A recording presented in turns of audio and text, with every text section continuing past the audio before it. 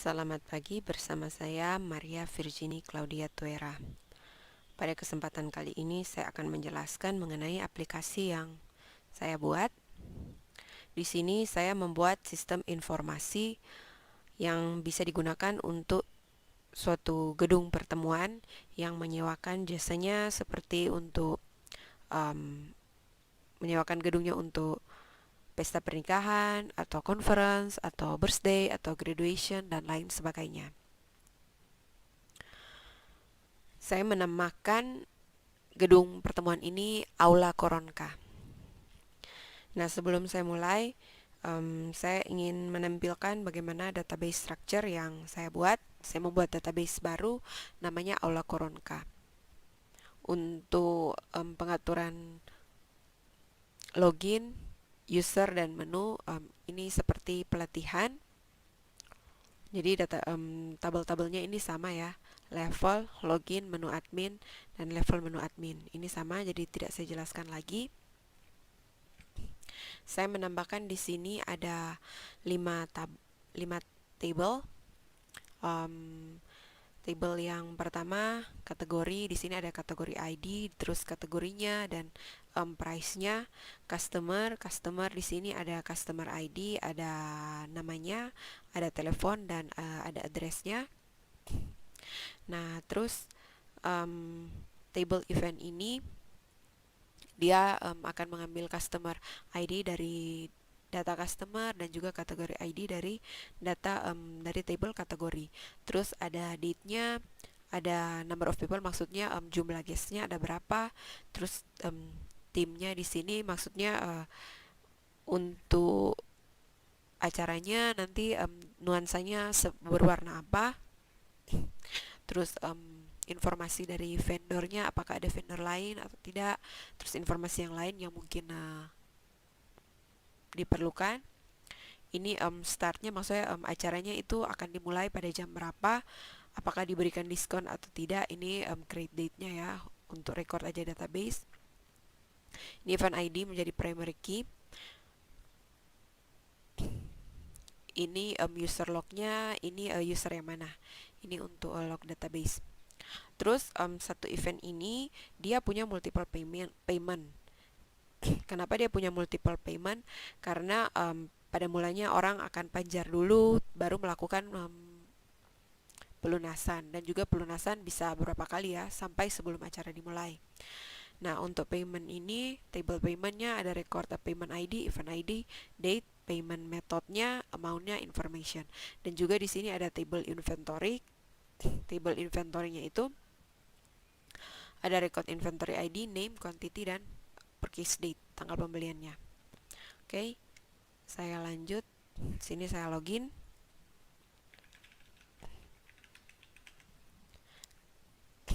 Di sini sama ya. Jadi mungkin saya jelaskan dengan cepat saja demonya. Jadi di sini ada add level user, terus ada juga usernya. Terus di sini ada menunya, dan juga ada manajemen hak akses level menu.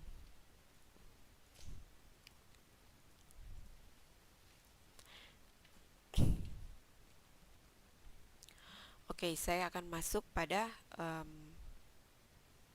tabel pada navigasi masternya.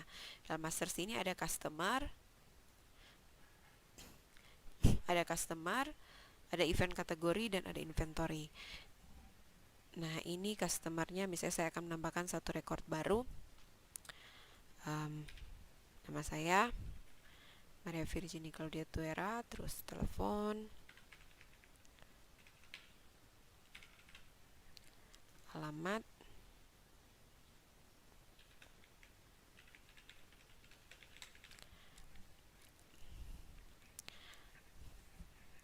datanya di sini recordnya sudah masuk. Untuk melakukan edit, misalnya nomornya kurang, jadi saya edit. Nah, di sini bisa ya. Terus ada juga event kategori. Sini ada event kategori, ini maksudnya untuk jenis-jenis event ya. Jadi misalnya ini wedding 100 packs, maksudnya wedding 100 orang harganya berapa. Saya contoh ini 100 orang harganya 11 juta. Terus wedding 200 orang harganya 12 juta dan seterusnya. Saya akan menambahkan rekor baru yang nanti saya hapus. Kategori tes harganya misalnya 8 juta.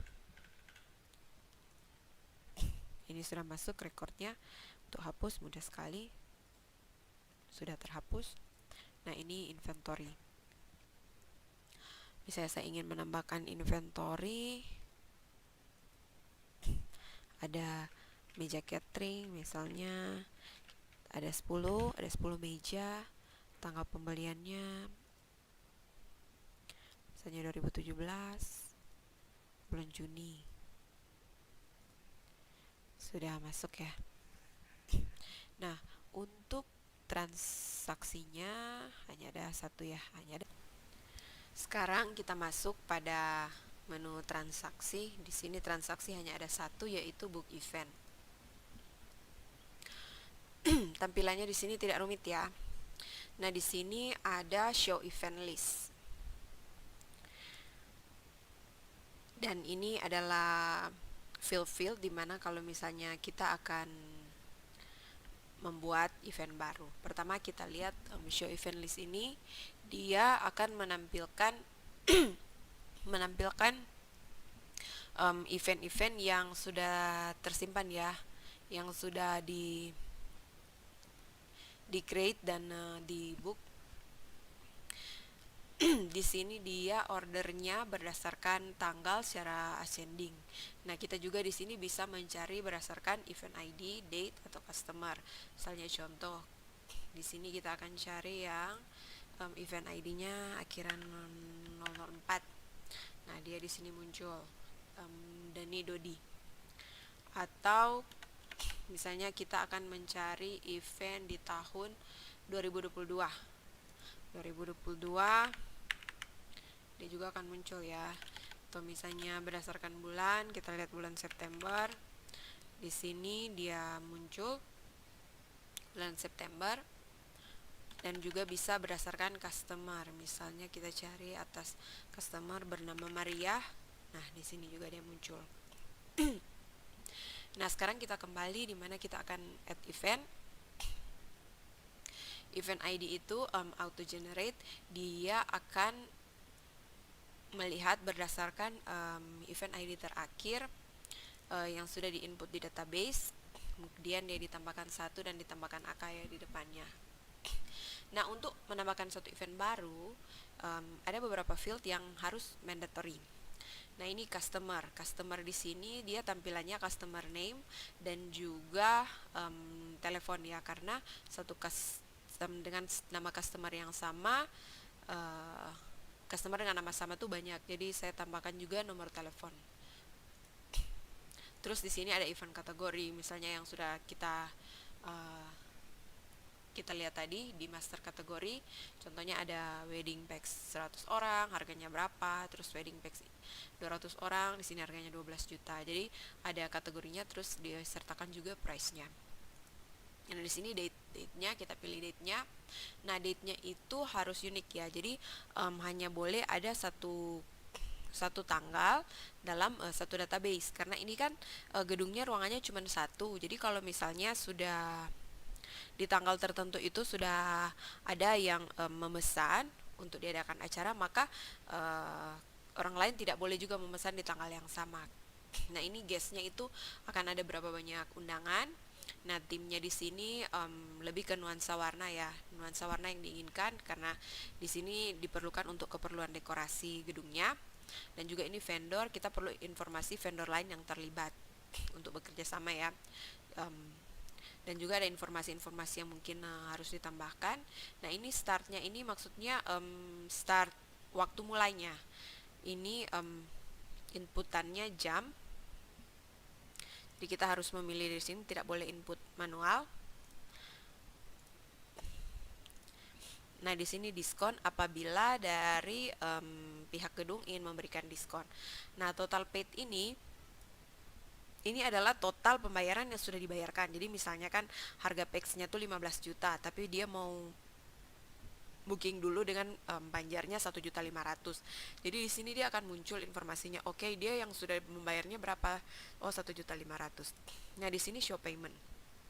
Ini kita lihat untuk menambahkan satu event baru kita harus menyertakan juga informasi ada pembayarannya ya, biar dia bisa masuk ke database. Karena kan aneh kalau misalnya sudah booking tanggal sekian tapi ternyata belum melakukan pembayaran. Itu nanti akan kesulitan ya kalau bikinnya kayak gitu. Nanti pas orang lain juga pengen booking di tanggal yang sama, tapi kita udah memberikan tanggalnya ke orang lain, padahal orang lain itu nggak bayar dan pada akhirnya memang nggak jadi bayar. Jadi setiap informasi yang masuk ke database itu harus ada pembayarannya, minimal biaya bookingnya.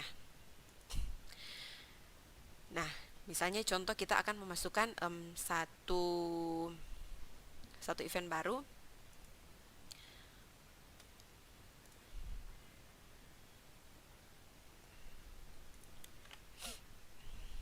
Kita tambahkan dulu ya, tambahkan customernya. Misalnya kita tambahkan customernya, misalnya namanya Hari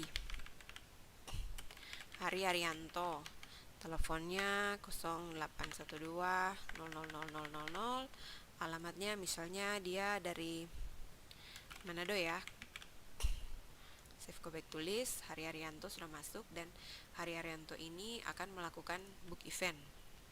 Nah, kita cari Hari Haryantonya di mana. Oke, 4 Hari Haryantonya dia pengen booking event untuk conference. Harga conference itu 15.500.000. Nah, di sini tuh semua field yang ada centangnya itu harus mandatory ya. Misalnya kita nggak ngisiin ini fieldnya, jadi dia akan komplain. Nah, seperti ini, date must be filled in. Begitu juga sama ya, kalau misalnya kita nggak masukin customer atau yang lain-lainnya, itu dia akan komplain. Customer must be selected. Jadi kita Hari Haryanto, terus masukin misalnya conference-nya, terus kita pilih tanggalnya misalnya 8 Januari. Kita masukin aja dulu field yang harus mandatory. Kita masukin pembayarannya 1 juta dan dia transfer. Misalnya transfernya pakai BCA. Nomor referensinya misalnya 1234 ya.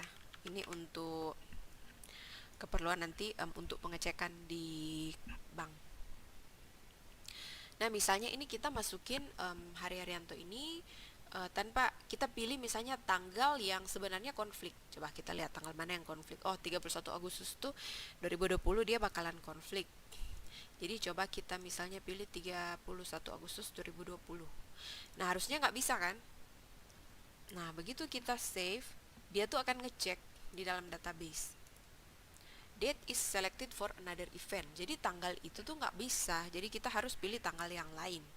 Oke, kita kan jadi datanya tuh belum masuk ya. Yang tadi yang Hari Haryanto tuh belum masuk. Oke, kita pilih lagi Hari Haryanto conference. Kita pilih tanggal misalnya 31 Agustus tuh nggak bisa, mungkin tanggal 30. Coba kita cek tanggal 30 ada apa nggak. Oh, Agustus hanya ada tanggal 31 ya, jadi tanggal 30 tuh bisa. Kita masukin tanggal 30, jumlah orangnya misalnya ada 1000 orang, temanya nuansanya misalnya merah dan putih, nanti dekor. Terus kita pakai vendornya misalnya vendor ABC, terus ada informasi katanya ada gladi, misalnya gladi ada H-1, ada gladi. Nah, dia misalnya conference-nya ini mulainya jam 9 pagi. Nah, masukin. Oke, kita kasih diskon nih, misalnya kita kasih diskon 500.000. Nah, coba perhatikan baik-baik yang ini ya. Di sini kan hanya ada payment amount, payment method, dan payment detail. Nah, misalnya ini dia kasih pembayaran 2 juta aja dulu untuk bookingnya ya. Terus dia by cash misalnya cash. Nah, kita lihat ini kan pembayarannya 2 juta. Terus dapat diskonnya 500.000, berarti kan 2.500.000. Nah, ini kan harganya 15.500.000. Berarti nanti sisa pembayarannya itu 15.500.000 dikurang 500.000 dikurang 2 juta, berarti hasilnya kan 13 juta. Begitu kita simpan, ini atas nama Hari Haryanto. Nah, event is edit successfully. Kita lihat. Nah, sudah masuk nih 30 Agustus Hari Haryanto. Misalnya kita pilih kan, kita pilih. Nah, pas kita pilih tuh kita lihat informasi show paymentnya. Nah, sekarang muncul di sini ada show payment list dan ada add payment. Tadi kan ini nggak ada informasi show payment list dan add payment. Jadi untuk misalnya kalau datanya itu belum ada di database, ini nggak akan muncul show payment listnya. Show payment listnya itu untuk apa? Show payment listnya tuh dia untuk melihat, oh pada tanggal 11 Agustus dia melakukan pembayaran 2 juta. Dan ada diskon 500.000, package price-nya 15.500.000, jadi remaining payment-nya 13 juta. Ini juga ya remaining payment-nya tertulis di sini. Misalnya dia tuh pengen bayar lagi, sekarang kan sisanya 13 juta, pengen dibayar lagi misalnya 3 juta. Saya transfer sekarang, transfer by BCA ya. BCA nomor referensi saya sekian-sekian. Nah, begitu dia add payment, kan dia masuk. Mari kita lihat lagi. Begitu kita lihat show payment listnya, dia masuk di sini. Jadi pembayaran yang pertama ini tanggalnya, kalau misalnya tanggalnya berbeda, ini tanggal by system. Dia otomatis. Jadi yang pertama dia cash 2 juta, yang kedua dia bank transfer 3 juta. Jadi dia sudah bayar 5 juta dan memang kan ada diskon 500.000. Package price-nya 15.500.000, sekarang remaining payment-nya 10 juta. Jadi sekarang kita tahu ya, di sini yang udah dibayarkan 5 juta dan dia remaining payment-nya sisa pembayaran 10 juta. Sekarang misalnya kita pengen ubah nih, pengen ubah data ini, temanya nggak merah putih, maunya merah biru. Saya merah biru, kita ubah di sini. Merah biru, vendornya kita tambahin vendor ABC dan vendor XYZ. Gladinya H-1, terus misalnya dekorasi H-2, terus jamnya misalnya kita rubah menjadi jam 8.30.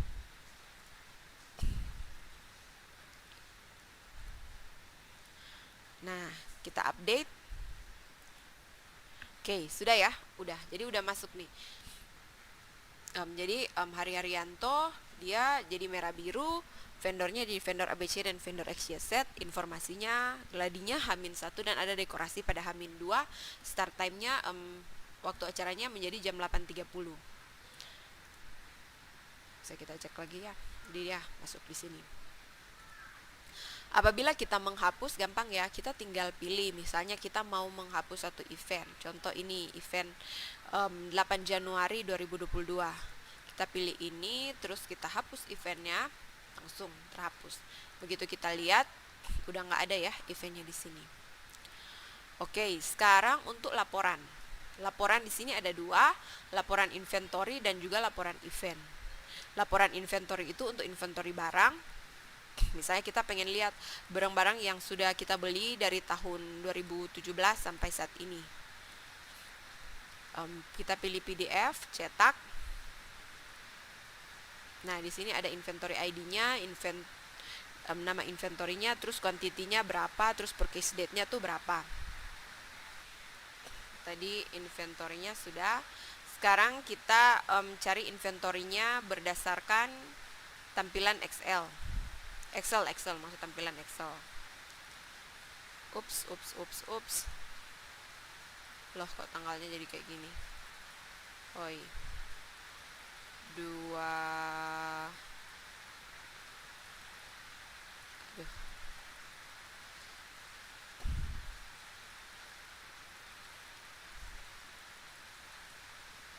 Tanggalnya ngaco nih.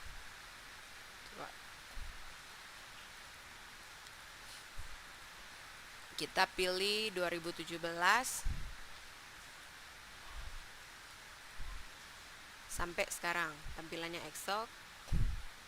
Nah, ininya dia muncul ya. Sekarang kita pengen lihat untuk laporan eventnya. Laporan eventnya, kecilin aja ini. Laporan eventnya, misalnya untuk event dari bulan Agustus sampai awal Januari tahun depan, atau sampai 31 Januari. Untuk tampilan PDF, dia muncul di sini dan kita lihat, oke. Dan dia ini tampilannya berdasarkan date terus ascending ya. Nah, di sini kita lihat totalnya, jadi bisa ketahuan pendapatannya tuh berapa.